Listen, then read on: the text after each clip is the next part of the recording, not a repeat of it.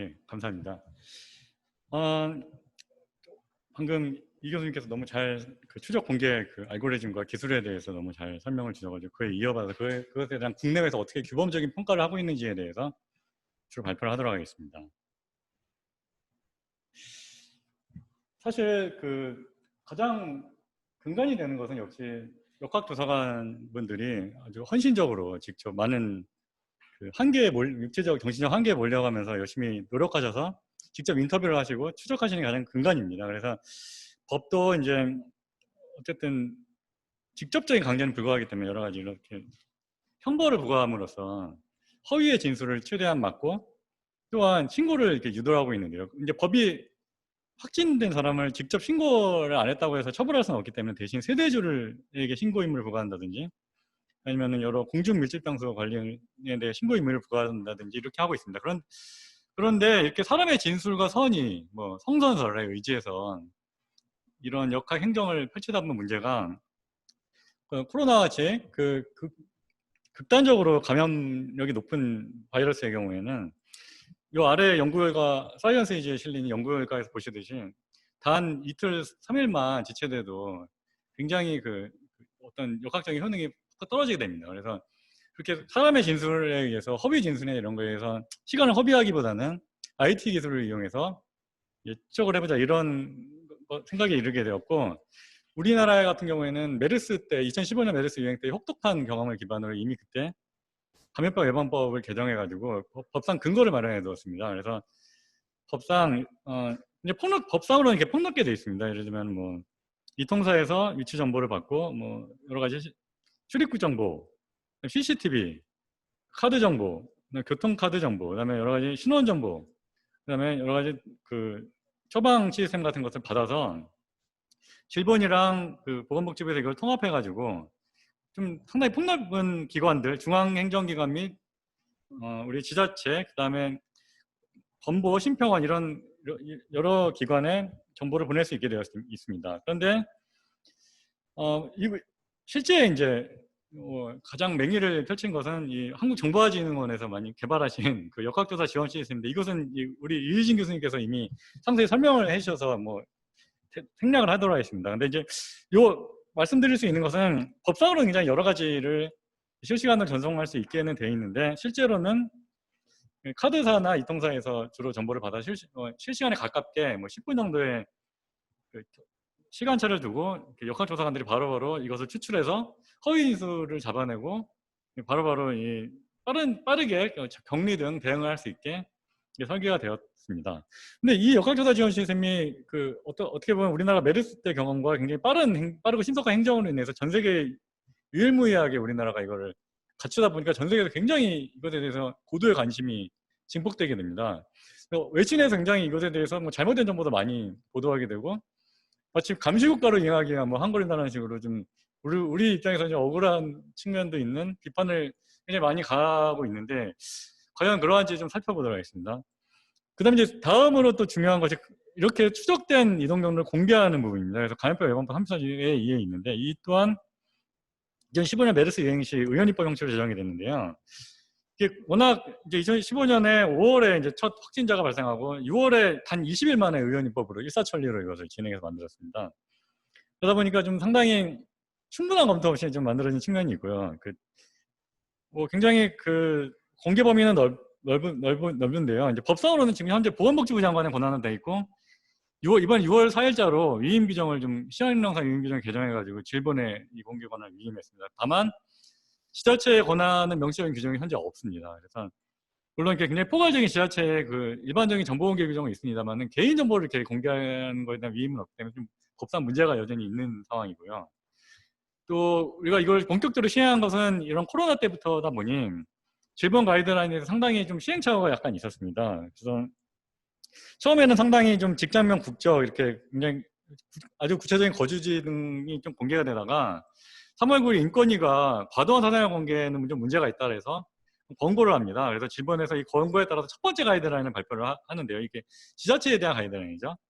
그러니까 시간적으로도 좀 범위를 좁혀서 증상 발생 1일 전부터 공개를 하고 세부 주소 직장명을 미공개한다 이렇게 하면서 상당히 많이 개선이 됐습니다. 그럼에도 불구하고 좀 소위 신상털이라고 하는 여러 그 연결 공격이 굉장히로서 사실상 개인을 특정하는 식으로 해서 망신주기식으로 많이 하면서 여러 가지 비판이 제기되다가 마침내 그 이태원 집단 감염자 익명검사 이때 집단 감염자 사태 때 이제 성소수자에 대한 인권 보호 문제가 또 첨예하게 제기가 되면서 서울시 특별시가 5월 11일 날 이제 익명검사를 시작을 했고요.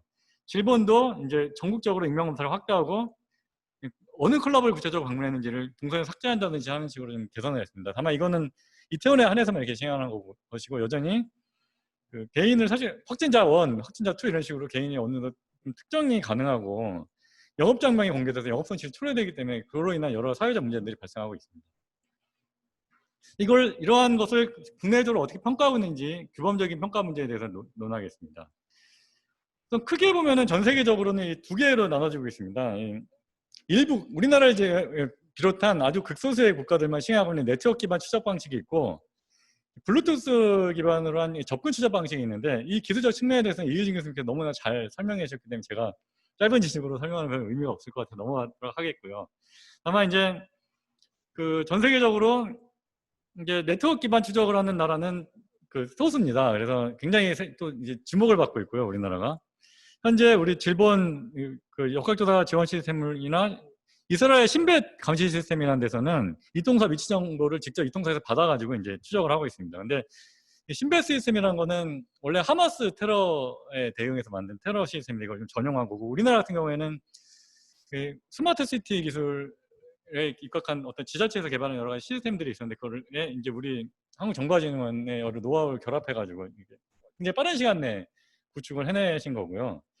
네트워크 기반 방식은 또 특별할 만한 게 이제 GPS 앱으로 추적하는 방식이 있는데 유럽 같은 경우에는 이제 GPS 아까 이진 교수님께서 설명해 주신 대로 블루투스만 사용하고 있고 GPS 추적은 하지 않고 있는데 이제 아주 일부 국가에서는 GPS에 직접 접근해서 이제 추적을 하는 그 앱들을 하고 있습니다. 대표적인 게 이제 중국에서 위챗이랑 알리페이에 전 인민이 쓰는 그 앱에다가 이 GPS 기능으로 직접 추적을 하는 게 하나가 있고 이스라엘은 그 이통사 셀아이디 추적 시스템으로 좀 부족하다고 생각했는지 하마겐이라는 앱을 또 만들어가지고 또 이제 국민들에게 깔라고 지금 하고 있고요.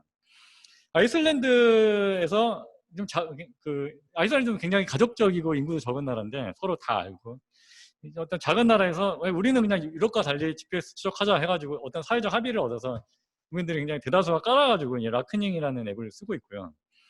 노르웨이 같은 경우에도 이제 이거를 아이슬란드처럼 GPS와 블루투스 같이 사용하는 앱을 사용했는데 뒤에서 설명드리듯이 개인정보관리청에서 이거를 위협하다고 그래가지고 철회했습니다. 그래서 지금 블루투스 추적만 하고 있고요. 미국 유타에서만 지금 좀 GPS 앱을 쓰고 있습니다. 유럽에서는 굉장히 이 네트워크 기반 추적 방식에 대해서 비판적입니다. 뭐 프라이버시 이러면서 막 마치 뭐 서베일런스 넘어가기 직전에 뭐 감시다 뭐 이런 식으로 비난을 하면서 자기들은 굉장히 개인 비식별화에 기반을 둔 블루투스 방식을 사용한다 이런 식으로 하고 있는데 아까 그 이유진 교수님께서 설명해 주신 중앙집중형 분산처리형 방식이 있다고 설명해 주셨는데 제가 partially centralized라고 앞으로 하는 부분은 아까 이유진 교수님께서 중앙집중형이라 말씀 주신 부분이랑 일치하고요. decentralized라고 설명드린 부분이 분산처리형입니다. 아까 이 교수님께서 말씀 주신 대로 중앙집중형의 대표적인 방식이 펩피트입니다. 그래서 이게 뭐 영국, 프랑스 여러 엔지니어들, 독일 이렇게 세 나라 엔지니어들의 그 합동으로 굉장히 열심히 만들다가 뭔가 좀 문제가 생겨가지고 그 문제가 뭔지는 뒤에서 설명드리겠습니다. 대부분 나라들은 떨어져 나가고 이제 프랑스나 영국이 남아가지고 이제 하고 있습니다. 뭐 이 경위에 대해서 좀 이따 설명을 드리고요. 싱가포르에서 개발한 블루트레이스라는 그 시스템이 있는데 이 시스템에 의해서 싱가포르가 트레이스 투게더라는 앱을 만들어서 중앙집중형 처리를 하고 있고 호주에서 이걸 그대로 도입해가지고 쓰고 있습니다. 코비드 세이프라는 앱이고요. 그 다음에 그 분산 처리형 굉장히 많은 유럽 국가들이 이 중앙집중형마저도 인권을 침해한다 이래가지고 이제 굉장히 많이 분산 처리형으로 가게 됩니다. DP3T 아까 그 이 교수님께서 설명해 주신 이게 굉장히 보편적인 방식인데 이 DP3T에 의해서 오스트리아가 굉장히 빨리 개발을 합니다. 근데 너무 빨리 개발을 해서 오스트리아만 이걸 그대로 쓰게 되었고 오스트리아가 개발한 직후에 구글이나 애플이 아까 이 교수님께서 설명 주신 대로 API를 만들어가지고 개발함으로써 대부분의 유럽 국가들이 현재 이 시스템으로 완전히 그냥 돌아서 버렸습니다. 그래서 이게 현재 대세고요. 그 구글이랑 그 애플 API가 그래서 독일이 이제 원래 센트럴라이즈 방식 PEPT로 개발하다가 이로 돌아섰고, 일본도 현재 이 방식대로 동선 추적했다라고 한 상태입니다. 그리고 미국에서는 노스다코타, 사우스다코타에서 이 방식을 채용하고 있고요. 발틱 국가, 뭐 리투아니아 이런 데서도 이 방식을 쓰고 있습니다. 굉장히 어쨌든 현재 유럽에서 대세는 이 구글 그 애플 API라는 걸 좀 말씀드리려고 하고요. QR 코드만 추적하는 방식은 이제 뉴질랜드 방식인데 이건 굉장히 별로 효과가 없다고 해서 비판을 많이 받고 있습니다. 근데 뉴질랜드는 잘 아시듯이 아예 막 락다운을 해서 굉장히 강력하게 했기 때문에 사실 이런 보조적 수단이 별로 필요 없었을 수도 있습니다. 근데 EU에서는 애초에 그 EU 여러 그 개인정보 관리청이나 이런 데서 위원회에서 아예 그냥 익명화된 방식을 고려해라. 그리고 식별자 감형해라. 이렇게 아예 그냥 처음부터 못을 박아버렸습니다. 그게 어떤 의미냐? 이 앞에서 나온 네트워크 방식의 GPS 앱, 그러니까 아이슬란드나 노르웨이 같은 방식은 안 된다는 겁니다. 그리고 우리나라 같은 센트럴라이즈 방식도 안 된다는 뜻이죠. 이 아래에 있는 방식으로 하라는 의미입니다. 그래서 유럽이 통합 앱을 개발하라고 촉구를 했는데 EU의 그 뜻과는 달리 안타깝게도 역시 미국 테크 국가들의 API에 잠식이 됩니다. 그래서 독일과 오스트리아가 중앙집중원 방식으로 하려고 했는데 굉장히 내부적인 비판에 부딪혀서 이제 분산형으로 돌아서게 되는데 그 경위를 말씀드리면은 독일은 이제 그 해외 외신을 보면은 뭐 여러 가지 옛날 뭐 나치 시대 뭐 여러 가지 이런 경험 때문에 인권에 대한 의식이 높아 돌아갔다고 많이 보도되는데 그건 사실이 아니고요. PEPT가 굉장히 그 여러 가지 기술적 문제가 많았기 때문에 보안상 문제도 많이 발생하고 결정적으로 아까 그 유진 교수님 말씀 주신 대로 애플이 블루투스 설정을 자기 API 쓸 때를 제외한 백그라운드 설정을 실행 못하게 한 그 거부 문제가 겹쳐가지고 사실상 사용할 수 없게 돼서 기술적 문제로 돌아섰고요. 오스트리아 같은 경우에는 정보보호기관의 용역 결과 뭐 중앙 집중 방식이 안 된다 해가지고 결국 이 분산형으로 돌아서게 됐습니다. 현재 유지한 나라들은 왜 유지하냐? 왜 프랑스랑 영국만 왜 괜찮냐? 왜 둘이서만 남아있냐? 이렇게 궁금하실 텐데 프랑스는 중앙집중형 일단 개인정보청이 CNIL이 그 합법 판단을 했고요. 이후 뭐 난리를 피웁니다. 거의 막 보수당 막 자유당 막 자기를 막 싸우다가 결국 상하원 의회에서 양원의 승인까지 얻어가면서 이제 이 중앙집중형 방식으로 가게 되는데 그 가장 핵심적인 논거는 우리가 그 구글이랑 애플의 침략에 맞서서 그 우리의 정보 주권을 수여해야 한다는 게 주된 논거예요. 역시 좀 플러스다운 면이 있고요. 미국에 대해 좀 상당히 적개심이 있는. 그다음에 영국은 좀 그 영국 중심으로 한 여러 과학자들 공동성명과 우려가 있었는데 불구하고 어느 정도 뭐 그냥 별 문제 없이 현재 파일럿 테스트를 아주 작은 화이트 섬이라는 데서 지금 시행하고 있고 전국에 곧 이제 한다고 합니다. 그래서 제가 약간 이 연구 좀 더 연구해 보겠습니다. 왜 다른 유럽과는 달리 영국에서는 별 문제가 없었나. 그런데 이제 결국 아까 이혜진 교수님 대부분 설명 주신 내용을 약간만 보충하겠습니다. 그런데 서양이 그런 서구가 과연 맨날 우리 보고 동선 추적 막 이통사로도 받아가지고 인권 침해한다고 막 외신에서 맨날 보도하는데 과연 서구는 잘하고 있는 거냐라고 한번 의문을 가질 수 있는데요. 총평을 해보면은 아까 이혜진 교수님 말씀해 주셨더니 최소 60% 사람들이 앱을 설치해야 구동하는 효과가 있다고 합니다. 근데 이 교수님 아까 보여주신 논문을 보니까 뭐 56% 정도만 이제 달성을 해도 뭐 괜찮다는 시뮬레이션 결과가 있어서 제가 56% 정정하겠습니다. 그래서 다만 이제 어느 정도 디지털 헐드 이뮤니티라는 말이 상징하듯이 사람들이 깔아야만 이게 효과가 있는 건데요. 근데 유럽 각국에는 아직도 스마트폰 안 쓰는 사람이 워낙 너무 많고요. 그래서 실제로 해보면 20, 30%만 설치를 하는 경우가 많았다고 합니다. 그래서 사실 소용이 없다는 문제가 제일 크고요. 그 다음에 역학적 효능이 굉장히 약합니다. 결국 확진자가 뭐 자발적으로 깔고 또 직접 자기 정보를 이제 그 여러 질병 관리하는 청에 보내야만 이게 역학조사에 도움이 되는 점에서 굉장히 효용이 떨어질 수밖에 없고요. 블루투스는 사람이 여러 명 모여있으면 잘 안 됩니다. 하나하나 다 이렇게 취업이 잘 안 되기 때문에 결국 QR코드 사용이 좀 병행해야 된다고. 아까 이유진 교수님 자세히 설명 주신 iOS, 애플이 계속 지금 거부하고 있어가지고 유럽은 좀 애플 비율이 높은 편이라 더 문제가 되고 있고요. 디센트럴라이즈 모델은 아까 이 교수님 말씀 주신 대로 유양성 비율이 문제가 계속 제기돼서 정보 무효성도 떨어진다고 합니다. 그래서 현재 이 서구 방식의 역학적 효능이 과연 뭐 있는지에 대해서는 어떤 입증도 명확하게 없고요.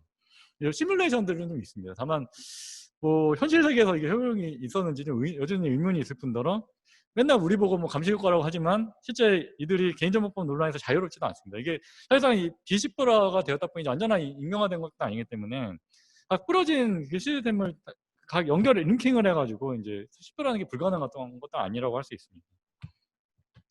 그러면은 이 서구의 방식과 다른 우리랑 좀 비슷한 방식이 뭐냐 찾아보면 이스라엘 방식이 있는데, 아까 말씀드렸듯이 그 하마스에 맞서서 만든 대테러 감시 시스템을 전용해가지고 이제 추적을 했습니다. 근데 이제 좀 굉장히 우리와 달리 법률에 근거 없이 이게 긴급 명령으로 하다 보니까 이 대법원에서 이제 좀 이거 위협하다라고 했다가 이제 추가 입법으로 계속 이어서 하는 이런 우여곡절이 좀 있었는데, 계속 하고 잘 하고 있습니다. 근데 이제 이걸로 좀 부족하다고 싶었던지 GPS 추적 앱까지 만들어서 같이 병행해서 하고 있고요.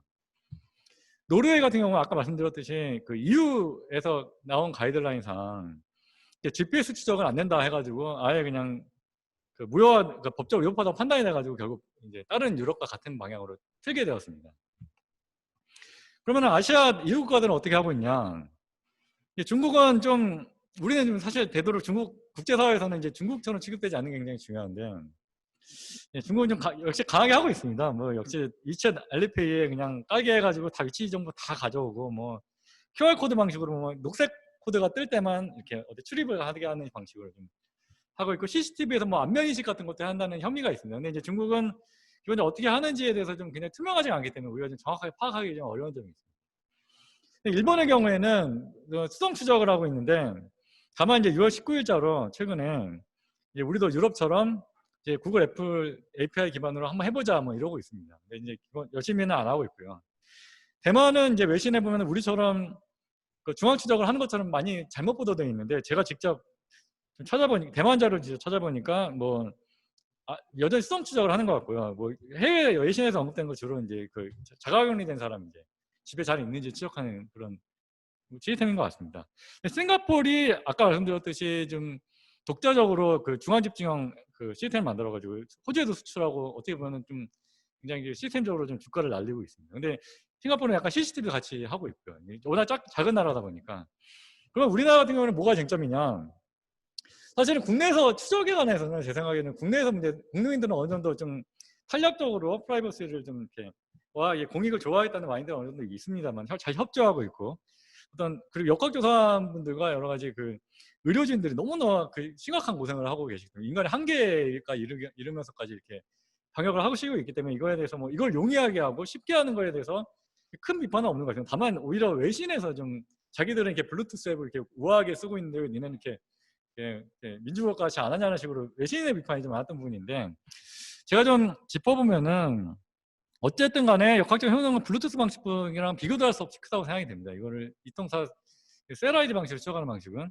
그리고 다만 이제 좀 운영 과정에서 좀 문제가 됐다면은 동의만 면제될 뿐이지 사실은 여러 가지 보안 조치가 법상 해야 되는 보안 조치가 면제되는 것은 아닌데, 우리 중앙행정기관이나 역학조사원들은 굉장히 보안 의식이 컸던 반면에 이 자료들이 가공이 돼가지고 이제 여러 가지 지자체장에게 보관의 자료나 이런 최종 단계에서 지자체 정부직 공무원들이 되게 광범위하게 유출을 해가지고 여기 지도에서 보시듯이 이 짧은 기간 동안에 뭐 한 20번 가까이 유출이 일어나가지고 다 검찰에서 싸그리 다 기소를 했습니다. 이게 공무상 비밀 누설이랑 개인정보 위반으로 다 했는데, 이렇게 좀 보안이 좀 심각한 부분이 있습니다. 그래서 이런 보안 부분에 대해서는 좀 개선이 필요하고요. 그다음에 정보 제공받는 자 범위에 좀 현재 실무적으로는 굉장히 좁게 이제 정보를 제공하고 있는데, 그거에 실무에 맞춰가지고 좀 법도 정비해서 좀 너무 지나치게 넓게 규정하는 것은 좀 좁힐 필요가 있습니다. 그리고 뭐 통비법 좀 이렇게 정비해야 되는 문제가 있는데, 이건 좀 기술적 문제라 넘어가겠습니다. 그런데 이제 우리나라 같은 경우에는 이렇게 추적에 그치지 않고 이제 공개를 한다는 데서 지금 굉장히 많은 프라이버시 침해가 일어나진다는 문제 제기를 좀 하고 싶습니다. 추적을 해서 역학조사관분들과 의료진 뭐 이런 제한된 범위 내에서 이용해서 보안을 철저히 지키고 일반인들이 모르게 이렇게 하는 거에 대해서는 저는 뭐 공익상 수용할 수 있는 부분이 상당히 크다고 생각합니다. 근데 다만 그게 일반인들에게 여과 없이 이게 공개되는 부분은 상당히 문제가 큰데요. 특히 현재 이제 공개되는 방식은 이 아래 파란색 왼쪽 아래에 보시듯이 이렇게 확진자 1호, 뭐 2호 이런 식으로 일부 이제 매스킹을 한 다음에 성별, 그다음에 나이, 뭐 어디 거주하는지 이런 걸 다 공개하는 방식입니다. 근데 이런 동선이라든지 이런 걸 보면은 직장이 어딘지 뭐 이런 식으로 결국에는 상당히 특정이 가능한 부분이 많고, 실제 여러 가지 소위 신상털이 공격, 링킹 어택이 굉장히 많았습니다. 그래서 뭐 누구랑 사귄다더니 불륜이니 뭐 이런 것도 비일비재했고, 뭐 굉장히 어쨌든 그 주변 사람들은 무조건 알 수밖에 없는 이런 뭐 심각한 부분이 있었습니다. 그래서 뭐 전혀 뭐 그 노래방을 그냥 연이어 방문했다는 이유만으로 굉장히 그 특정 직업을 정수한다는 식으로 좀 굉장히 심각한 모욕이 있기도 했고요. 이것이 가장 극적으로 터진 것이 이제 이태원 클럽 사건이었습니다. 그 성적 소수자에 대한 심각한 침해가 있었습니다. 근데 이제 그래서 결국에 이런 비식별화와 연결 공격이 이루어졌다. 그래서 이제 프라이버시 침해와 스티그마 이펙트가 발생을 했고, 이로 인해서 이제 이태원 클럽 감염 때는 감염 신자들이 신고를 안 두려워서 이제 자기 차라리 내가 병에 걸려 죽지 내 신상 공개는 안 된다 이런 식으로 해가지고 오히려 역학적인 효용이 오히려 떨어지게 되었습니다. 그래서 지금 현재 그 신상 공개는 물론 이거는 익명이 아닙니다만 아동 성범죄자나 병역 기피자나 상습 체납자 같이 정말 악질 사범만 공개를 하게 되어 있습니다. 근데 비록 비식별화는 하지만 이렇게 어느 정도 식별화 가능한 방식으로 공개를 함으로써 상당히 가혹한 제재로 비교된 측면이 있고요. 14회 공개 제한으로 많은 개선이 있었습니다만 그 나무 위키피디아 같은 거 나무위키 이런 데 보시면 히스토리 부분 누르시면 이미 지워진 문서 다 볼 수 있습니다. 사실 14일 만에 지우는 게 별로 근본적인 해외만 간도 아니고요. 그래서 과연 헌법상 적법 절차를 준수하고 있느냐, 최소 침해 원칙을 지키고 있느냐, 보다 덜 침입적인 대안은 없느냐, 이 공익이 보다 그 프라이버시를 지키고 상태에서 이렇게 수호할 수 있느냐를 볼 때, 관점에서 볼 때 이런 것을 이렇게 집합화해가지고 이렇게 합쳐서 여러 명을 하는 방식으로도 이 공개가 의도하는 공익, 즉 알 권리를 충족하고 정보 비대칭을 해소하고 대중의 경각심을 올리고 허위 정보를 몰아낸다 이런 것들이 충분히 달성이 될 수 있습니다. 왜 왼쪽으로 가야 되는지에 대한 설명이 명확치가 않습니다. 그리고 또 하나 이제 이 오른쪽으로 가더라도 문제가 되는 게 교보문고, 올리브영, 뭐 서린낙지 이런 그 영업장 이름이 공개된다는 거예요. 사실 현재 코로나의 경우에는 여러 가지 그 실증 분석이나 논문을 보면은 병원체가 표면에서 아주 뭐 지나치게 장기간 생존하지는 않는 것으로 보이고 이렇게 반감기가 뭐 보통 뭐 몇 시간 뭐 표면 물체별로 다른데 뭐 플라스틱 뭐 금속 이런 걸로 다르지만 전체 어쨌든 하루 정도 지나면은 대부분 바이러스가 사멸하는 거, 신체 외부에 사멸하는 것으로 연구되고 있고요. 그다음에 환경소독, 환경소독은 뭐 여러 가지 뭐 락스로 하고 있는데 주로 락스 뿌리면 상당히 그 소독 효과가 있다는 것이 여러 논문을 통해 밝혀지고 있습니다. 그래서 이렇게 환경소독을 보통 무조건 이제 추적 결과 방문지가 밝혀지면 환경소독을 하게 되는데요. 이 환경소독을 하고 하루 정도 이제 문을 닫습니다. 영업장 폐쇄를 해가지고. 근데 이 경우에 그럼 영업장을 공개하는 이유가 과연 무엇이냐? 그거는 여기를 방문한 분들의 감염을 안 일으키는 효과는 없을 거고 이미 다 이제 어느 데 그런 운영의 해소가 되는 거니까 소독을 통해서. 그게 아니고 그 소독하기 전에 방문한 사람들을 빨리빨리 신고를 해라라고 신도를 받고 경각심을 일으키는 게 주요 목적일 겁니다. 달성하는. 그런데 이렇게 방문자들 전부 다 파악이 되는 경우, 아까 추적 여러 가지 셀아이디나 뭐 이통사에서 받은 셀아이디라든지 뭐 카드 정보가 전부 다 파악이 되는 경우에는 그러면은 도대체 왜 이거를 업자의 공개를 사실상 파산 상태에 이르게 해야 되냐에 대한 의문이 생길 수밖에 없고. 다만 이제 문제는 좀 100명, 500명 이렇게 방문한 장소 같은 데서는 어쩔 수 없이 공개를 해야 될 겁니다. 그래서 이제 여기 방문한 번 빨리빨리 신고해서 이건 당연히 필요할 텐데 이 경우에도 과연 헌법상 그 손실보상, 물론 헌법상 손실보상 법률이 규정이 있어야 한다고 하고 있습니다만은 과연 우리가 지금 제대로 된 손실보상 없이 이렇게 하는 것이 정당할 수 있는지 이런 의문이 생길 수 있습니다. 그리고 제가 뭐 굳이 이런 형식법적인 얘기를 하는 건 별로 좋아하지 않습니다만 현재 감염법 예방법상 지자체 공개 권한이 없습니다. 그래서 판례상 엄연히 이거는 무효 처분이고요. 그다음에 여러 국가배상 문제가 발생할 수가 있습니다. 그래서 사실은 제 생각에는 총평을 말씀드리면은 저는 이 추적을 해서 역학조사관 분들이 정말 이 인간의 어떤 한계까지 몰리는 것을 완화시키고 이게 좀 휴식을 이렇게 인간답게 이렇게 추적하실 수 있게 하고 그럼으로써 역학적 효용을 증가시키는 거에 대해서는 저는 추적에 대해서는 굉장히 비판하고 싶지는 않습니다. 그런데 이 공개가 이렇게 무분별하게 되다 보면 추적의 정당성까지도 굉장히 많은 비난을 당하고 실제 외신을 보면 그렇습니다. 그런 상황에 대해서 우리가 좀 짚고 넘어가야 될 것 같아요. 해외 같은 경우에는 지금 유럽에서는 뭐 이렇게 공개하는 경우는 없고요. 서구에서는 홍콩, 싱가포르 정도 우리랑 굉장히 좀 상당히 이상한 수준으로 공개를 하고 있습니다. 그리고 일본의 경우에는 지금 뭐 후생노동성 같은 경우에는 뭐 굉장히 세세한 공개를 하지 말아라 이렇게 비공표 원칙을 하고 있습니다만은 일본 지자체에서도 상당히 포퓰리즘 열풍이 좀 불다 보니까 아무래도 안 걸린 사람이 걸린 사람들이 많다 보니 무조건 막 공개 막 이런 식으로 자기의 그 정치적인 오사카 뭐 도지사가 대표적인 경우인데 정치적인 주가를 알리려는 사람들이 많아가지고 최근에 들어서는 이게 가고시마현 이 공개 내용인데 뭐 우리나라 뺨치게 굉장히 자세히 공개되는 것을 보실 수 있습니다. 이게 요금에 나온 게 한 3페이지, 4페이지로 공개를 하고 있습니다. 한 사람당. 뭐 끝까지 지적을 해가지고 막 전문 학교생 20대 여성 뭐 이런 식으로 되어 있는데, 그래서 뭐 일본도 사실은 원래는 굉장히 그 여러 가지 낙인 효과가 큰 나라이기 때문에 공개를 꺼리다가 최근에는 좀 우리나라처럼 이제 가고 있는 경향이 있습니다. 예, 뭐 제가 뭐 결론적으로는 아까 말씀드렸듯이 뭐 추적에 있어서는 상당히 공익적 부분이 많고 우리 국민들이 프라이버시를 그에 따라서 좀 조정하겠다는 완전 탄력적인 공감대도 있는데, 반면에 공개의 경우에는 굉장히 심각한 부작용이 있고 뭐 헌법상 꼭 필요하지 않은 경우는 해서는 안 되는데, 이게 뭐 집합하려든지 아니면 이미 방문자가 전부 다 파악된 경우는 뭐 영업 지원명이나 역병 관계로도 그 공익 목적을 달성할 수 있음에도 불구하고 그 굉장히 많은 피해를 주고 있다. 그래서 이런 부분에서는 꼭 짚고 넘어가야 되는 부분이라고 생각을 합니다. 그래서 뭐 이상 발표를 마치도록 하겠습니다.